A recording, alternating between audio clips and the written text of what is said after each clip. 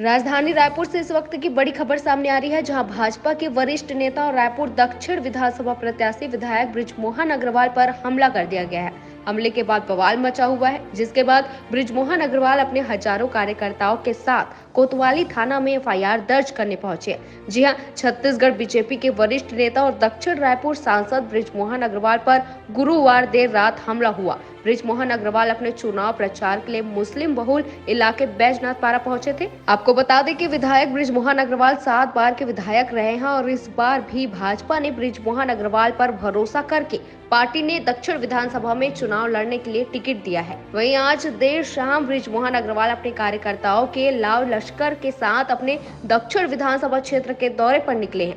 बैजनाथ पारा पहुंचते ही कुछ अज्ञात लोगों ने विधायक बृजमोहन अग्रवाल और उनके कार्यकर्ताओं पर हमला कर दिया। वहीं आपको बता दें कि दक्षिण विधानसभा क्षेत्र में 25,000 से ज्यादा मुस्लिम मतदाता निवास करते हैं।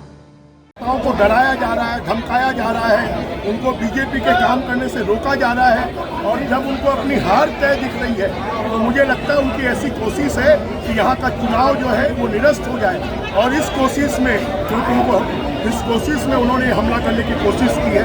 अगर लोकतंत्र के इस बड़े काम को रोकने का जो लोग काम कर रहे हैं वो देशद्रोही का काम कर रहे हैं, जो शराब के घोटाले में फंसे हुए ऐसे लोग कर रहे हैं, तो ऐसे लोगों को तुरंत हमने कहा है पुलिस वालों को कि आप वीडियो कैमरा देखिए और उनको गिरफ्तार करिए। आप गिरफ्तार नहीं करेंगे तब तक हम धरने। एफआईआर के लिए अभी क्या बात हुई है? एफआईआर हो रही है क्या? एफआईआर हम करवा रहे हैं। हो रही है जी।